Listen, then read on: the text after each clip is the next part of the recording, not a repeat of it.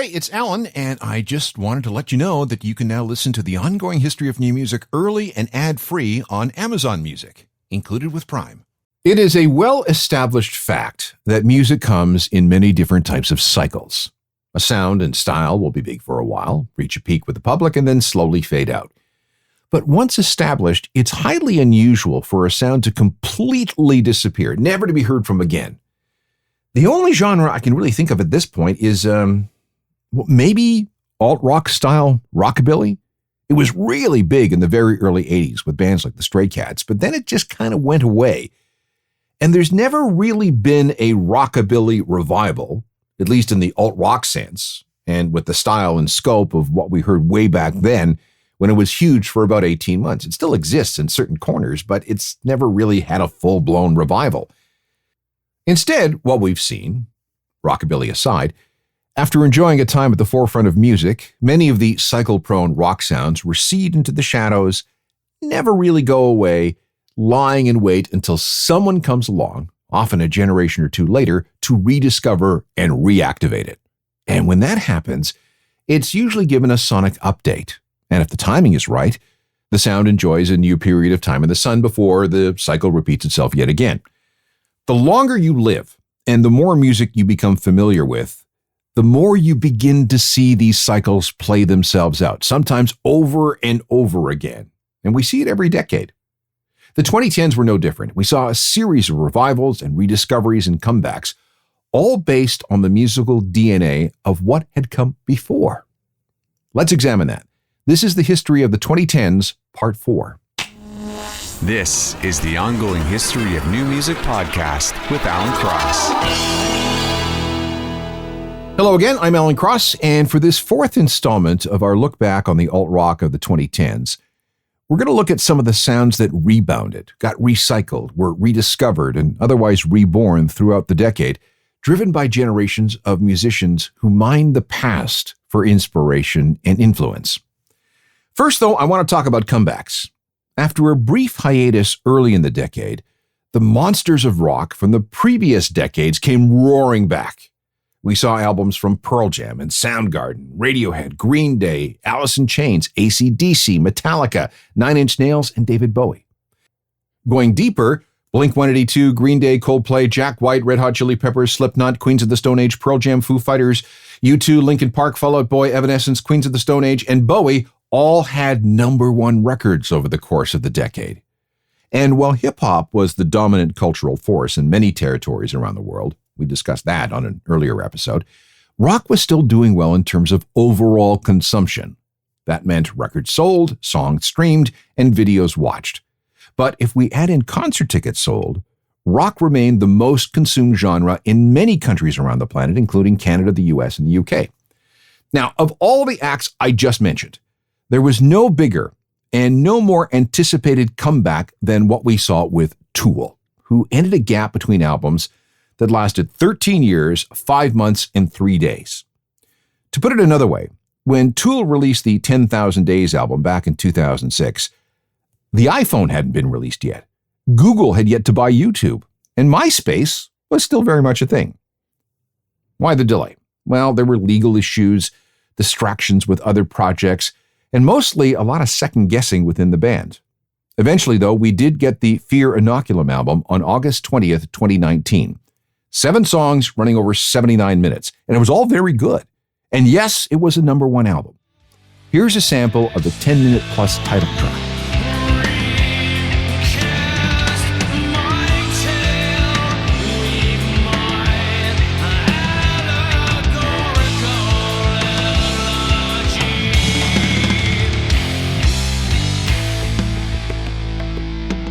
Great stuff from Tool's comeback record, Fear Inoculum. They continue to be one of the more interesting rock acts from the pre-internet era. And speaking of which, the biggest rock bands in the world were still those who managed to establish careers with many big hits before the internet came along and disrupted everything. They still have the ability to fill arenas and amphitheaters and sometimes stadiums. And since 2000, very few new rock acts, relatively speaking when compared to the olden days, have emerged who can do the same thing. Baby boomers and Gen Xers continue to fuel these massive tours, while continuing to buy non-insignificant numbers of albums. The comebacks that we saw in the 2010s were an extremely important part of the health of the recorded music industry, also the touring industry, and, you know what, music in general. Let's now turn to some revivals.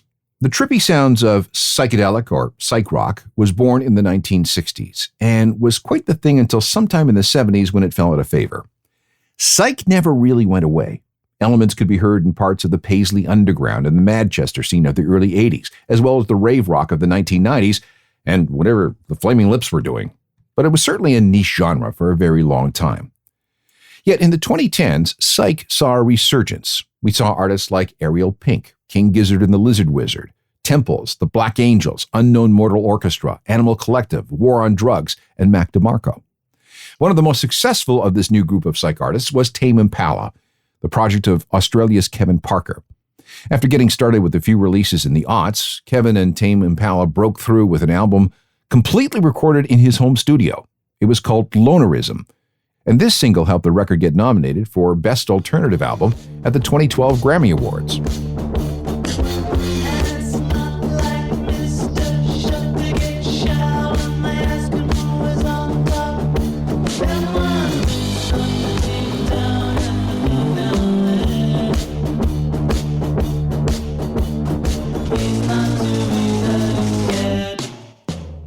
Adjacent to psych was a minor revival with shoegaze, the loud, fuzzy sound that had its moment in the early 1990s. Shoegaze seemed to be done by the end of that decade, but there were adherents who refused to give up on that sound. By the 2010s, there was a thriving shoegaze underground, nothing that was ever going to threaten the charts, but its impact was there. There were club nights, plenty of action on social media, and a number of new record labels, mostly British, that were formed to help feed the scene.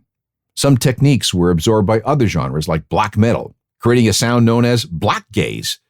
There was something out of Japan known as art school shoegaze, and some emo groups, which we'll get into in a bit, also incorporated elements into their music. Well, there were Engineers, a British band who had been working with these sounds since at least 2003. M83, the French group, saw some success. The Pains of Being Pure at Hearts, A Place to Bury Strangers, and School of Seven Bells were also part of this, well, let's call it a semi-revival. Here's another. Besnard Lakes are from Montreal, and in April 2013, they released an interesting album entitled Until in Excess Imperceptible UFO, which was shortlisted for the Polaris Music Prize that year. Let's sample that. This is called People of the Sticks.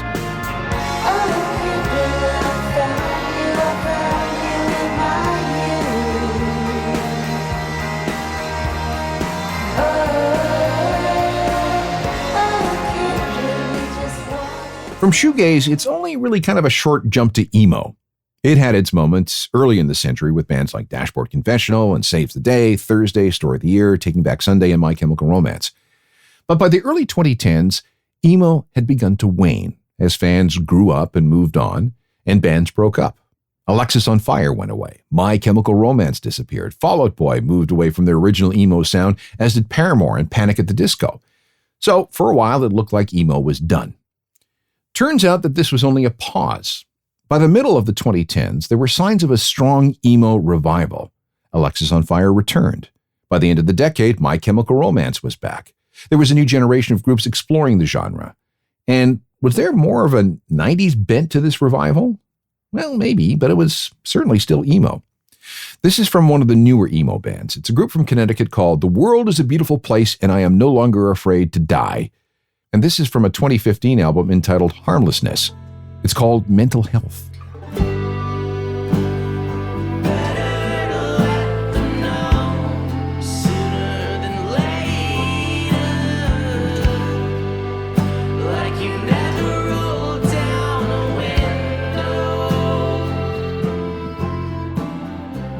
Back with more of our look at revivals in the 2010s in just a second.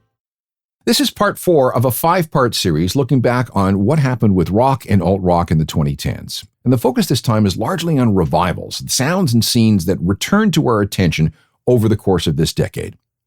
Prog rock was born in the late 1960s and early 70s and was a big deal until punk came along and tried to wipe it out. Back then, rock got increasingly more complicated, really because it could. Musicians became better at their instruments. Virtuosity became a thing. New equipment allowed for new sounds, and recording studios installed ever more sophisticated gear. But then it all kind of fell apart as the next generation, the punks and the new wavers, thought that rock had become too bloated, too inaccessible, too elitist, too complicated. But in the 2010s, that style of rock saw a comeback. Now, to be fair, we saw a fair amount of what was known as math rock in the aughts. This was complicated, complex, hard to play, and impossible to dance to rock, inspired by masters like Rush and King Crimson and Yes. The 2010s saw the rise of a new type of progressive rock called djent, which we discussed on a previous episode. There were also bands looking to really stretch things. You knew you were in for some really complex math rock when one of the guitarists pulled out an axe with 8 or 9 strings on it. Another term that we could use for this might be post-progressive. We've already talked about Tool and the math rocky approach, but then there were those who studied more recent acts, incorporating their ideas with various approaches to indie and metal. The result wasn't so much as a defined sound, but an attitude and an approach to instruments and arrangements. This was a big tent, including everyone from Biffy Clyro to Dance Gavin Dance to the Mars Volta. And amongst all of them was Radiohead, with their experimental ways, always trying to stay ahead of the curve. They released 2 albums during the decade, King of Limbs in 2011 and A Moon-Shaped Pool in 2016. Let's hear something from that. This is Burn the Witch.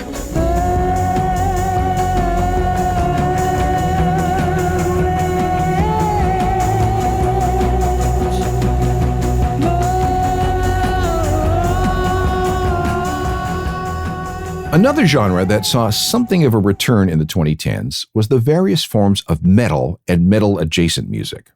We've already talked about how some of the heavy bands of the past saw renewed success. Soundgarden, Metallica, Iron Maiden, AC/DC, and so on. Even 60% of Guns N' Roses reunited against all odds for the Not in This Lifetime tour, which grossed nearly $600 million over 158 shows played between 2016 and 2019, making it the 4th most profitable tour of all time to that point. That was easily the biggest rock comeback of the decade. This is worth pointing out again. Music is now far more cross-generational than it's ever been. If you went to a Metallica show or a gig by Soundgarden or any of those other bands, the audience spanned a wide range of ages, ranging from gray hairs to preteens. Now, generation gaps in music still exist. Some people will never listen to their parents' or older siblings' music. But now, more than ever, it's very common for a parent and their child to share a love for the same music, the same act. And that's something we'll look at a little more in depth in our next episode on how tech affected music. Thrash metal did okay, although not as well as what we saw in the 80s and the 90s. Metallica led the way again with one album, Hardwired to Self-Destruct, and a tour that brought in almost $450 million. The other members of the so-called Big Four, Slayer, Megadeth, and Anthrax, also had albums that reached the top 10. And we can say that we saw a thrash metal revival with bands like Municipal Waste, Power Trip, and Warbringer. But none of the bands involved were able to reach anywhere close to the same heights as the Big Four. Alternative metal, or alternative hard rock if you prefer, was definitely a thing in the 2010s. And this is where we run into Soundgarden and Alice in Chains again. Plus, we saw comebacks from older groups like Jane's Addiction, Biohazard, and Faith No More, to name a few. And along those lines were some new young bands clearly inspired by old school classic rock. We talked about Greta Van Fleet on a previous episode. They raided their parents' classic rock record collection for their inspiration. We should also bring in Baltimore's Turnstile. And we should also pay attention to The Struts, a British band brought up on Queen, Aerosmith, Oasis, The Killers, and the Rolling Stones. This is from their 2018 album, Young and Dangerous. It's called Body Talks. You can be cool, you can be shy, say what you want, say what you like, 'cause your body talks, your body talks, your body talks. You can pretend you don't want to know, but I can. Another genre that saw a brief surge in the 2010s was pop punk, although it was nowhere near as popular as what we saw in the 90s, which was the first wave, and in the aughts, the second wave.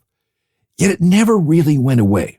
The big heritage acts were still there, Offspring, Blink-182, Sum 41, Simple Plan, and they kept the spirit alive.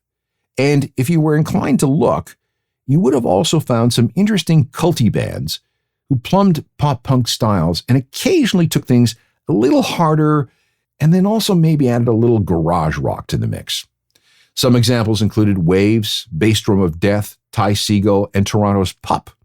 They released 3 albums during the decade. In 2019, they offered up a record called Morbid Stuff, which featured this song called Kids. She said I feel like I'm karma traveling in a room without walls. I'm drifting out of dark and empty, seeing nothing. It doesn't feel bad, it feels like nothing at all. I guess it doesn't matter anyway. In a moment, we'll look at 2 more genres that made gains in the 2010s, and both are among the oldest genres in the history of alt-rock. There were 2 more revivals we need to talk about before we wrap up episode 4 of our examination of the 2010s. The first is punk. Now, punk never goes away. That attitude and aesthetic has been with us for nearly 50 years, and it cannot be killed and it will not die. Every generation since the 70s has discovered punk and made it its own as artists adopt a fierce do-it-yourself ethic. In fact, I think that DIY ethic has become stronger since technology democratized and decentralized all of music. Back in the day, you might have had a record label of some sort to help promote and market you. But now there's so much competition and so much noise out there that you have to work harder than ever to get noticed. Plus, there's a sense that no one's going to help you, so, well, you might as well do it yourself. There's also the sense in some quarters that punk needs to be torn down and rebuilt, reclaimed from the so-called corporate punk, exemplified by Blink-182, Sum 41, and The Offspring. However, at the beginning of the decade, it did look kind of bleak. Pop-punk and emo had faltered and dropped out of fashion. But by the time we get to the middle teens, things had picked up a bit. Was this the product of the political situation with Donald Trump in the US and the Tories and Brexit in the UK? Maybe.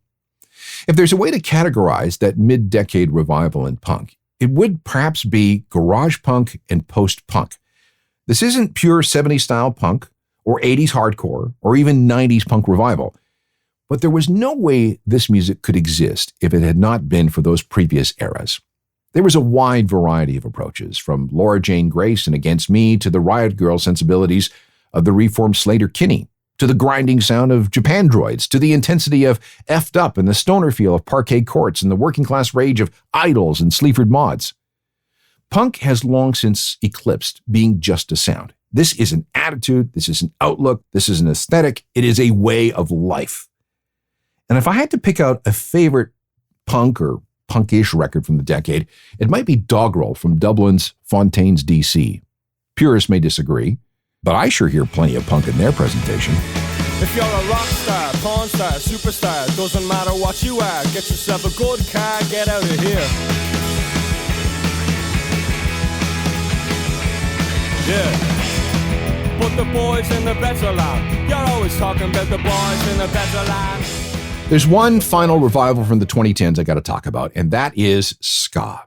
Like punk, ska never, ever goes away. It ebbs and flows, it mutates and evolves, but it is always there. There have been 4 distinct waves of ska since the style was born in Jamaica in the 1950s. Those originators, Desmond Decker, Toots and the Maytals, the Scatolites, and so on, all from Jamaica, comprised that first wave. The second wave came largely from England in the late 1970s and early 80s when it was crossbred with punk. Third wave ska arrived in the 1990s. No Doubt, Mighty Mighty Boss Tones, Sublime, Real Big Fish, Goldfinger, Dancehall Crashers, and so many more.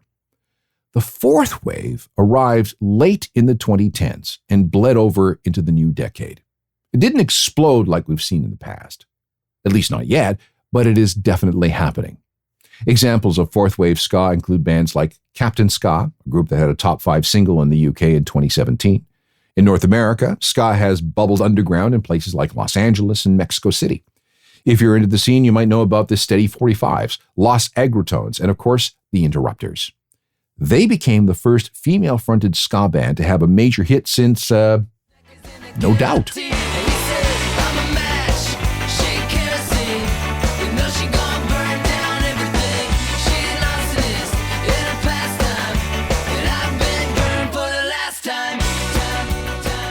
On the final episode of this look at music of the 2010s, we're going to check out how technology continued to upend everything.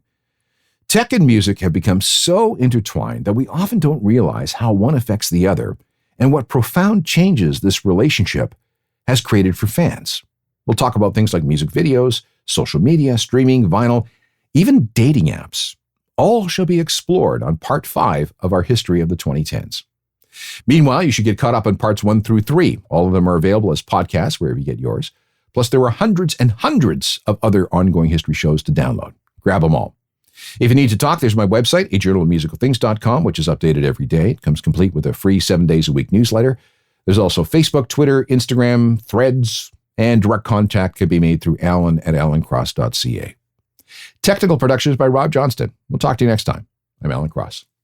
You've been listening to the Ongoing History of New Music podcast with Alan Cross. Subscribe to the podcast through iTunes, Google Play, Stitcher, Spotify, and everywhere you find your favorite podcasts.